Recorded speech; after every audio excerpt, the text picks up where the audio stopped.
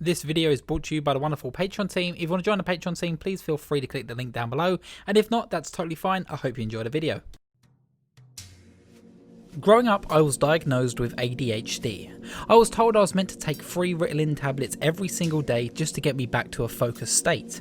I often didn't think about this back then, but as I've grown old, I realised how much this made me feel like an outsider when I was entering a new school. I was asked to go to an office twice a day, sit on my own in the hallway, just waiting for a tablet to be taken. I felt like every other student was watching me, and I often felt alone in my diagnosis. Most of the times I would sit in that hallway on my own in the new school without any friends, and I just wanted someone to come along and tell me, hey, it's gonna be okay and you're not an outsider, but that never really came around. I needed to take the medication to stop my mind from wandering. I would be hard to control and give in to the slightest impulses that I would think of, one of course leading me to actually get excluded from the school I went to beforehand. When I had those days that I didn't take the medication, I would find myself wandering into my own imagination. Being a creative person has always been a release for me growing up. I wasn't much of an artist behind the pen, so because of that I felt like I had limitations to my skill. So what I found myself doing with my imagination and daydreams is just letting it lead me into a rabbit hole till I eventually come up with a story I could write.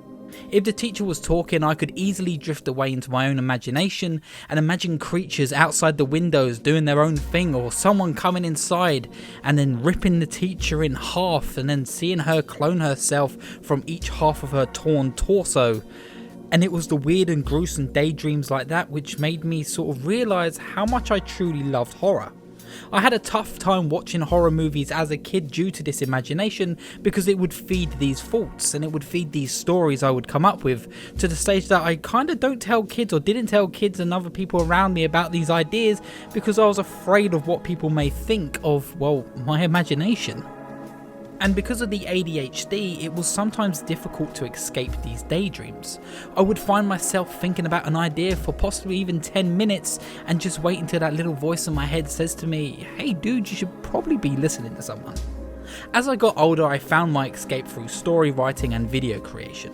I was able to overthink these ideas and escape into that imagination, but as a way to concept these ideas into film, to make them a reality and to show my thought process. This helped me a lot during college, and it helped me get the highest grades I could possibly get in my class.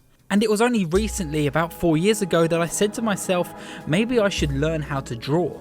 Draw these weird and disgusting monster designs and concepts that come into my mind that I'm unable to place in my videos. And then my sister introduced me to Junji Ito. And anyone who knows me knows horror is my jam. I live and breathe for the scariest designs, and of course even scaring others. But Junji Ito's work scared to me and spoke to me unlike anything else. And it's not because every page turning creature was gross or disgusting to look at, but instead there was an idea and a sense of belonging that came with his imagery. Junji Ito's work makes me feel like I'm a part of something, a community. Every weird idea and daydream I had drifted off to was finally a part of me, and I could accept that I was normal for having these ideas, and it made me realise that I'm happy with who I was and who exactly I am. I found myself being drawn into Ito's work, but not because of his art or stories, but instead the man behind the pen.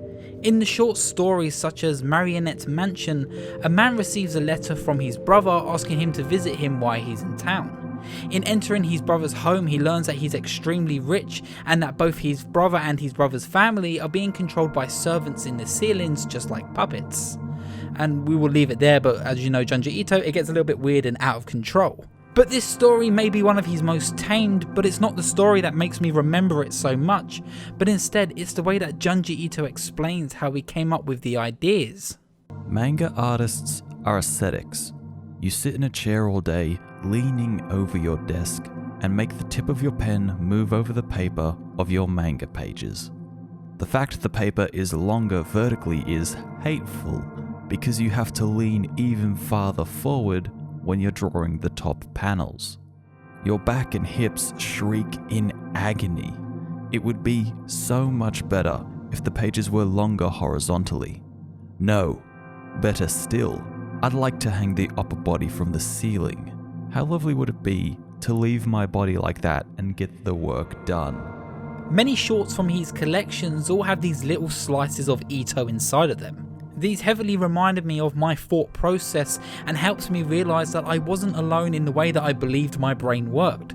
For so long, when I would write down stories or doodle ideas of monsters in books, I felt nervous about showing people them, and I felt like the odd ideas that I would draw or write in concepts could possibly get me in trouble. But with every short story of Ito's, from Shiver to The Hanging Blimps or Uzumaki, I felt a connection with every grim and disturbing page-turning design. I felt like there was something and someone I could look up to as a story writer and a creator, and learn to embrace the strange stories that I once wrote and even still daydream about to this day. Junji Ito allowed us to explore his world and reminded me that it's important not to hide your weaknesses, but instead embrace them with every single turn. If you can turn a piece of yourself into art or a sense of creativity, then it's good to do so, and Junji Ito gave me that strong reminder that every single thought and idea that comes to mind can be solely mine, and people can respect that and enjoy that as much as I do. And it's this idea and motif that I like to put towards my videos. I know that I've had jump scares or even hidden weird monsters in frames that a lot of people have probably missed or even people judge me on, but I usually love seeing that people have been scared and how they get angry that they've spilt their cereal across the floor, or that they've been hiding in the comment sections because they're afraid to watch one of my videos, or at least the imagery that I like to show. And honestly, that's good. I hope I gave you that reaction. Did you spill your cereal? I'm sorry, but I mean, at least you had a physical and legit reaction to a video I created. If you're able to sit down and watch a video and relax, that's fine, but if a video can make you feel emotions that you don't usually feel on the day-to-day, when creating videos, I generally hope I'm able to tap into people's emotions to help them become more invested. That of course speaks from scares and of course relatability, but the fact that people are also able to connect with my insecurities, it's so amazing. I see so many beautiful comments about how apparently I've helped people and how much a certain video means to certain people, and hearing those comments and seeing your reactions generally pushes me to continue this channel and lets me know whatever I'm doing, I feel like I'm certainly going in the right direction, so thank you for that. And I wish I could go back to that little kid sitting alone in that office waiting to take his medication and remind him that it's gonna be okay. You are okay. Your imagination, the ideas, the stories you come up with, it's fine. It's a part of you. You love making the weird and scary because you love seeing stories connect with people, and you love talking to people's emotions, and you love to share them to the world. And I feel like you, or younger me, should be proud of who he was and be proud of who I am and where I'm going towards. And I want to say thank you for Junji Ito for letting me into his world, so I can learn to love my own.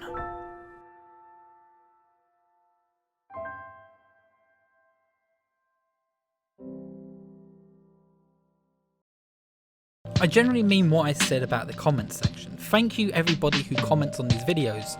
Even if I do get a lot of them telling me to go fuck myself and a lot of people telling me how much I scared them, I enjoy seeing that interaction, and I'm glad that I could provide a little bit of excitement even if it was just for a few seconds.